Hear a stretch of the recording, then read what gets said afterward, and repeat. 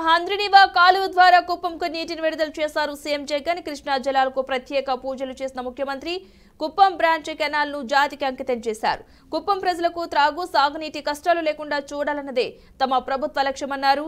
హంద్రినివా సుజల స్రవంతి పథకంలో అంతర్భాగమైన Kuppam branch canal పనులను యుద్ధ ప్రాతిపదికన పూర్తి చేసింది ప్రభుత్వం. శ్రీశైలం ప్రాజెక్టు నుంచి హంద్రినివా కాలువల మీదుగా కుప్పం బ్రాంచ్ కెనాల్ కు కృష్ణా జలాలు చేరాయి. పాలారు ప్రాజెక్టు నిర్మాణానికి శంకుస్థాపన చేశారు సీఎం జగన్. ఇక కుప్పం పలమనేరు నియోజకవర్గాల్లో దాదాపు 6,300 ఎకరాల ఆయకట్టుకు సాగునీరు, 4 లక్షల మందికి తాగునీరు అందనుంది. తాగునీటి సమస్య పరిష్కారం కావడంతో నియోజకవర్గ ప్రజలు హర్షం వ్యక్తం చేస్తున్నారు. ఇక కుప్పం బ్రాంచ్ కెనాల్ ను జాతికి అంకితం చేశారు సీఎం. ఇక కృష్ణా జలాలకు ప్రత్యేక పూజలు చేస్తున్నారు సీఎం జగన్. యుద్ధ ప్రాతిపదికన కుప్పం బ్రాంచ్ కెనాల్ పూర్తి చేశారు. ఇక కుప్పం నియోజకవర్గానికి కృష్ణా జలాలైతే చేరుకోనున్నాయి.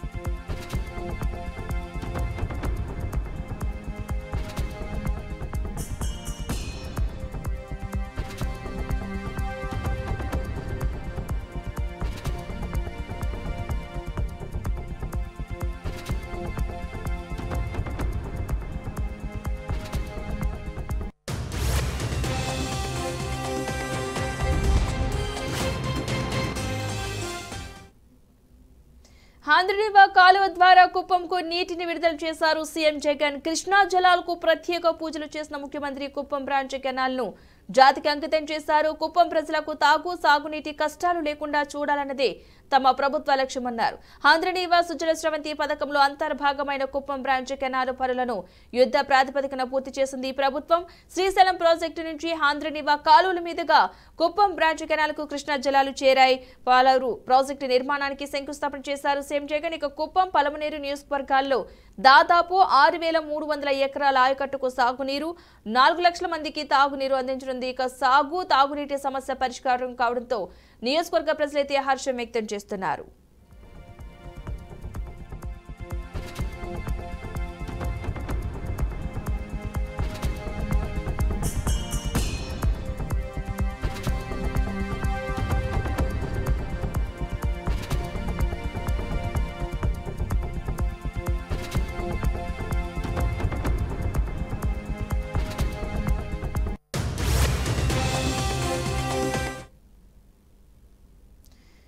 కుప్పంలో సీఎం జగన్ పర్యటన ఉంది. పలు ప్రాజెక్టులకు కూడా శంకుస్థాపన చేసినట్టుగా తెలుస్తుంది. శాంతిపురంలో కాసేపట్లో సభ జరగనుంది. ఆ సభలో కూడా సీఎం జగన్ మాట్లాడే అవకాశాలు ఉన్నట్లుగా తెలుస్తుంది. కుప్పం బ్రాంచ్ కెనాల్ అయితే జాతికైతే అంకితం చేశారు సీఎం. ఇదే అంశానికి సంబంధించిన పూర్తి సమాచారాన్ని మా ప్రతినిధి గోపీనాథ్ అందిస్తారు. గోపి, అప్డేట్స్ ఏంటి? పద్మ, మరి ఆల్రెడీ రేణుగుంట చేరుకోవడం జరిగింది. కుప్పానికి మరి కాసేపట్లోనే ముఖ్యమంత్రి జగన్మోహన్ రెడ్డి చేరుకోబోతున్నారు. హెలికాప్టర్ చేరుకున్న తర్వాత ఇక్కడ హంద్రినివాకు సంబంధించి కాలువలకు సంబంధించి గత కొన్ని సంవత్సరాల నుంచి దాదాపుగా ఒక 10-15 సంవత్సరాల నుంచి కూడా హంద్రినివా కాలువ పనులు జరుగుతూనే ఉన్నాయి. అది గాన కంప్లీట్ గానే అయితే అంటే కుప్పం వరకు కూడా అంటే రాయలసీమ జిల్లాలో పూర్తిగా కూడా అనుసంధానం చేస్తూ కూడా హంద్రినివా ప్రాజెక్టుని గతంలో తీసుకురావడం జరిగింది. అది రాజశేఖర రెడ్డి హయాం నుంచి కూడా జరుగుతుంది. అయినప్పటికీ కూడా పనులు ఎక్కడా కూడా పూర్తిగా అవ్వలేదు.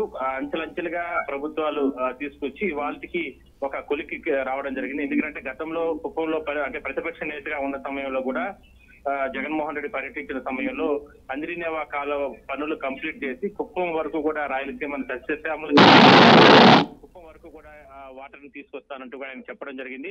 అదే విధంగానే అది కంప్లీట్ అయిన తర్వాతనే ఏపీలో కూడా ఎన్నికల సభలో అంటే 2024 సంబంధించి ఎన్నికల శంకారావం పూరించే సమయంలో కూడా ఖచ్చితంగా రాయలసీమలో పర్యటించే సమయంలో ఇక్కడ ప్రజలకు అనుగుణంగా దీన్ని కంప్లీట్ చేస్తారన్నారు. అన్నమాట ప్రకారం ఇవాళ కంప్లీట్ అవడం జరిగింది. ప్రత్యేక పూజల అనంతరం కుప్పంలోనే భారీ బహిరంగ సభలో కూడా ఆయన పాల్గొనబోతున్నారు. భారీ బహిరంగ సభలో ఎందుకంటే ఎన్నికల సమయం చాలా దగ్గర ఉంది. ఇక 2 నెలలు కూడా లేదు కాబట్టి వచ్చే నెలలోనే ఎలక్షన్ నోటిఫికేషన్ కూడా వచ్చే అవకాశం ఉన్న నేపథ్యంలో చాలా ఘాటుగా అంటే రాష్ట్ర రాజకీయాలకు సంబంధించి కావచ్చు, లేదంటే కుప్పంలో గత 30-35 సంవత్సరాల నుంచి కూడా స్థానిక ఎమ్మెల్యే ప్రతిపక్ష నేత తెలుగుదేశం అధినేత చంద్రబాబు నాయుడు ఏ రకంగా ఇక్కడ కార్యక్రమాలు నిర్వహించారు అనే దాని మీద కూడా ఆయన ఘాటుగా మాట్లాడే అవకాశం అయితే ఉంది.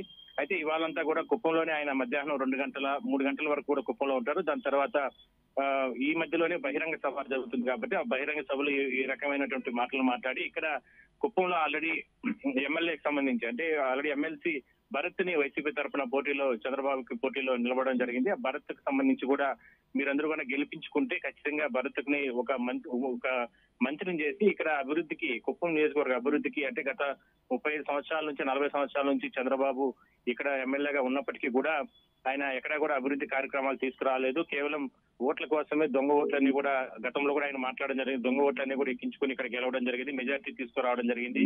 కానీ మీరు నిష్పక్షపాతంగా భరతంగాన్ని గెలిపిస్తే వైసీపీ తరఫున ఆయన మంత్రిని చేసి కుప్పం అభివృద్ధికి ఎప్పుడు లేని విధంగా కూడా మరో పులివెందుల కంటే ఇంకా ఎక్కువ స్థాయిలో ఇక్కడ అభివృద్ధి కార్యక్రమాలు చేస్తూ యువతకు కావచ్చు, లేదంటే పేదలకు ఇళ్ల మంజూరు విషయాల్లో కావచ్చు, లేదంటే రేషన్ కార్డు ఇచ్చేటువంటి విషయాల్లో కావచ్చు, ఇట్లా అన్ని సంక్షేమ పథకాలు ప్రజలకు అందే విధంగా కూడా ఏపీలోనే నెంబర్ 1 నియోజకవర్గంగా కుప్పాన్ని తీసుకొస్తానంటూ కూడా గతంలో ఆయన చెప్పారు. మరోసారి ఆయన చెప్పి ఇక్కడ నుంచి కూడా ఆయన వెళ్లే అవకాశం అయితే ఉంటుంది.